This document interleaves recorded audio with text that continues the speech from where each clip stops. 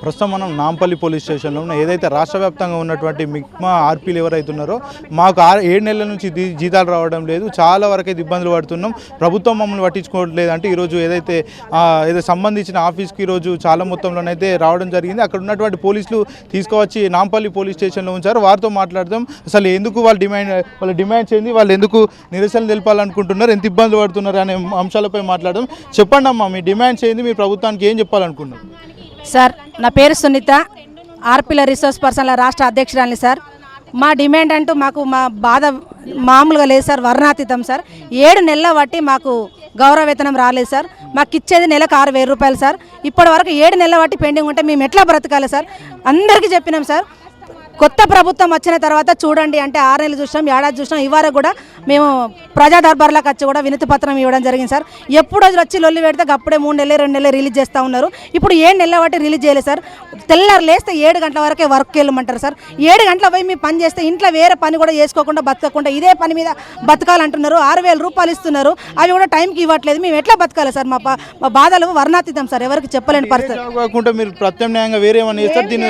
ఏమి చేయనియట్లేదు సార్. ఇది చేస్తే వేరే చేయొద్దు అంటారు సార్ అధికారులు. తెల్లర వరకే మా పేరు మీద సర్క్యులర్ లేకపోయినా ప్రతి డిపార్ట్మెంట్ ఇది మాకే సర్క్యులర్ రిలీజ్ చేసి కలెక్టర్ గారు మాకు పని చేయమని అంటారు సార్. మేము పోము అంటే ఆర్డర్ వేస్తాం, మేము తీసేస్తామని బెదిరించడం ఎక్కువ అవుతుంది. మేము ఏం చేయాలని చెప్పి ఈ రోజున రాష్ట్ర వ్యాప్తంగా మేము 6,000 మందిని, ఇప్పుడు ఇక్కడికి 3,000 మందిని రావడం జరిగింది సార్. సిటీకి ఆల్రెడీ 1000 మందిని అక్కడ రాగానే తోటి వేధింపులకు గురవుతున్నాం, ఒత్తిడికి గురవుతున్నాం అని చెప్తున్నారు. అసలు ఏం జరిగింది సార్? ప్రజాపాలనలో మా పేర్లు ఎక్కడ లేవు సార్. అయినా మేము డ్యూటీ చేయాలన్నారు, మేము చేసినాం. చేయకపోతే మిమ్మల్ని తీసేస్తామని బెదిరిస్తారు. అయినా సరే మేము చేసినాం సార్. తర్వాత మొన్న సమగ్ర కుటుంబ సర్వే వచ్చింది, అందులో కూడా మేము చేయమని రాష్ట్ర వ్యాప్తంగా అన్నా కూడా మీరు ఎందుకు చేయరు, మా పేరు లేదు, ఉపాధ్యాయుల పేర్లు ఉన్నా అన్నా కూడా ఉపాధ్యాయులు తక్కువ మంది ఉన్నారు, మీరే చేయాలి, మీకే ఇంటిల్లు తెలుసు, గల్లీ గల్లీ తెలుసు, మీకే అన్ని రూట్లు తెలుసు అని చెప్పి మాకు కలెక్టర్ గారు ఆర్డర్ వేయడం జరిగింది. అయినా కలెక్టర్ వేయడం కాబట్టి మేము గౌరవించి చేసినాము. కానీ 7 నెలల బట్టి జీతాలు లేకపోయినా ఎన్ని రోజులు ఆగమంటారు సార్? మమ్మల్ని తినడానికి తిండి లేని పరిస్థితిలో ఉన్నారు. ఎట్లా ఆగాలని చెప్పి ఈ రోజున మేము శాంతియుతంగా మేము మెప్మా ఎండి ఆఫీస్కి వచ్చి లెటర్ ఇవ్వడానికే వచ్చినాం సార్. కానీ ఈరోజు ఇంత మంది వస్తున్నారని చెప్పి వెంటనే మాకు అరెస్ట్ చేసి ఇక్కడ నాంపల్లి పోలీస్ స్టేషన్లో పెట్టడం జరిగింది. అయినా కూడా సార్ మేము ఎవరికి అది కాదు, మేమందరం కోరుకునేది ఒకటే, 7 నెలల గౌరవ వేతనం ఇవ్వాలి, వీవైల మాదిరిగా ప్రత్యేక బడ్జెట్ కేటాయించాలనేది మా ఉద్దేశం సార్. మా 164 జీవో రద్దు చేసి మాకు ప్రత్యేక బడ్జెట్ అది కూడా అసెంబ్లీలో మాకు రావాలనేది మా కోరిక సార్. 100% మా గురించి చర్చ జరగాలనేది మా ఉద్దేశం. అంటే సంబంధిత మంత్రి కూడా రేవంత్ రెడ్డి ఉన్నారు, ఇప్పుడు ఆయన శాఖలు ఉన్నాయి, ఆయన ఏమైనా పట్టించుకునే ప్రయత్నం? ప్రాధాన్యతమైన ముచ్చట సార్.